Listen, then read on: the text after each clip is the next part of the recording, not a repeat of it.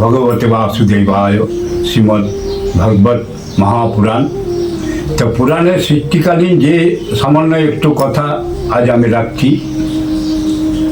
মহাদেব কৈলাসে ধ্যানে মত্ত ছিল, গভীর ধ্যানে মত্ত ছিল। নারদ অনেক দিন তার মামার সঙ্গে দেখা হয়নি বলে চলে গেছিল কৈলাসে।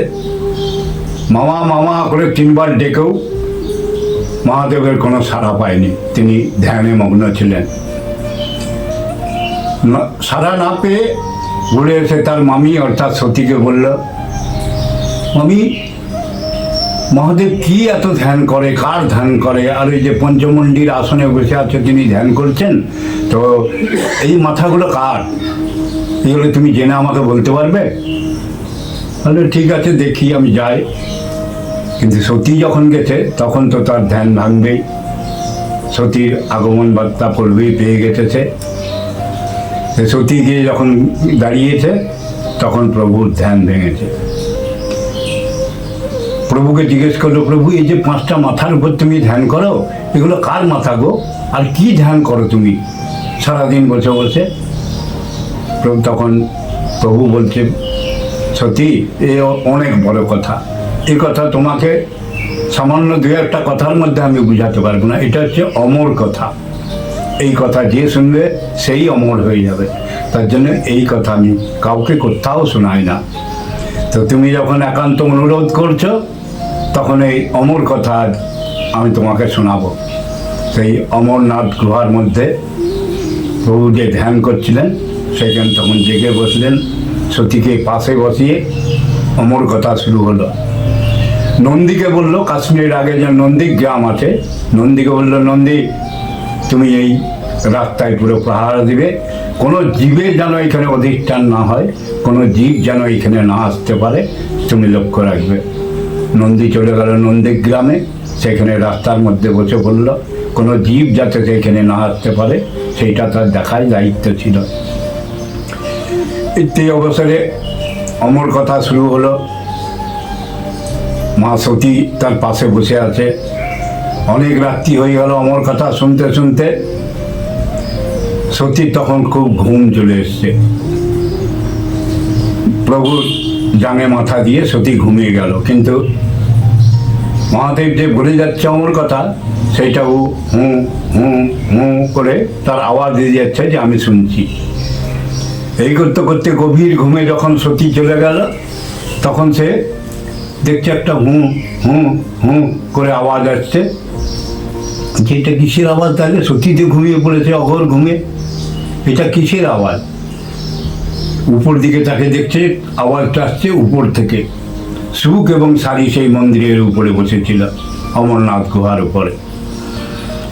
তখন উগ্র শুলকে মহাদেব আদেশ দিল, শুলাদ বিনাকেশ্য দদৈত্যস্য হুতাসন।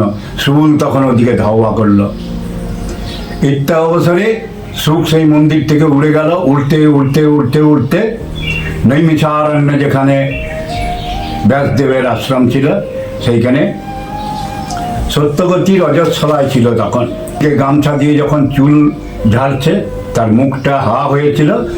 12 বছর তার গর্ভে থেকে আবার মহাদেবকে প্রসন্ন করে নারায়ণ প্রসন্ন করলে বলে এবার সুখ তাহলে অবতীর্ণ হোক।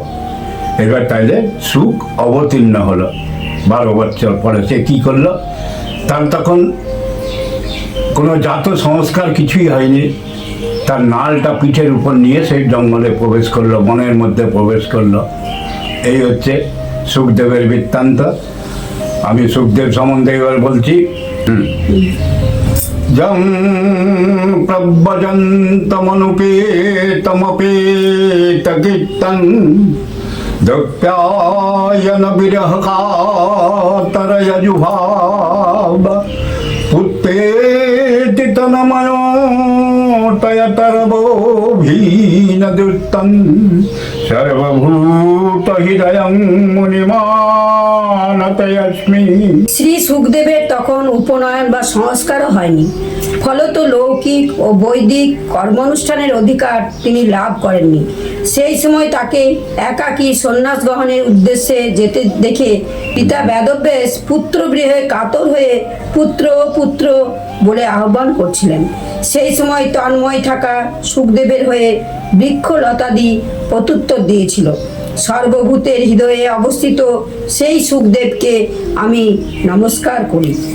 ও সর্বামখিলো শুচি সর্বৈক মদ্যাদীপ্তমতীর্যতং তমোয়ন্দং সংসারিণং করুণয়া পুরাণনিগুজ্জং তমব্যাসসনুমপজ্যামি গুরুং মুনিনাম। এই শ্রীমদ্ ভাগবত অত্যন্ত গোপনীয় এবং রহস্যাত পুরাণ। এটি ভগবৎ স্বরূপের অনুভব প্রদায়িনী এবং সমস্ত বেদের সারভূত। সংসার চক্রে বাধা যেসব লোক ঘোর অজ্ঞান অন্ধকারে থেকে নিস্তার পেতে ইচ্ছা করে, তাদের জন্য এই পুরাণ আধ্যাত্মিক তত্ত্ব প্রকাশক এক অদ্বিতীয় দ্বীপস্বরূপ। প্রকৃতপক্ষে মুনিগণের প্রতি করুণা পরবশ হয়ে শ্রেষ্ঠ মুনিবৃন্দের আচার্য শ্রী সুখদেব এই পুরাণ বর্ণনা করেছেন। আমি তার স্মরণ করি।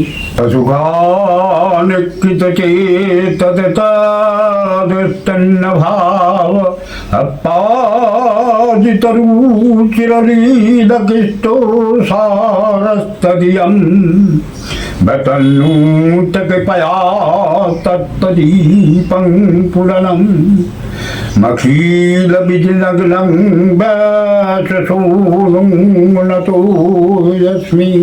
শ্রী সুখদেব মহারাজ নিজ আত্মানন্দেই নিমগ্ন ছিলেন। এই অখণ্ড অদ্বৈত স্থিতি নিবন্ধন সব কিছু থেকে তার ভেদ বুদ্ধি নিবৃত্ত হয়ে গিয়েছিল।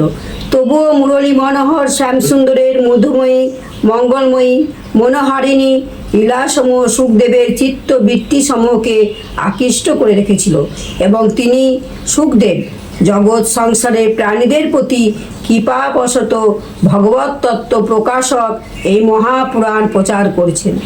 আমি সেই সর্বপাপহারী রাসনন্দন ভগবান শ্রী সুখদেবের চরণে প্রণিপাত জানাই।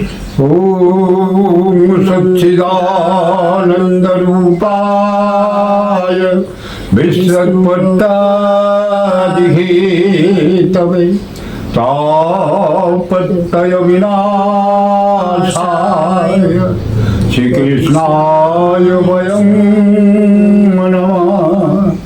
নমো শ্রী গুরবে নমঃ, শ্রী গুরবে নমঃ।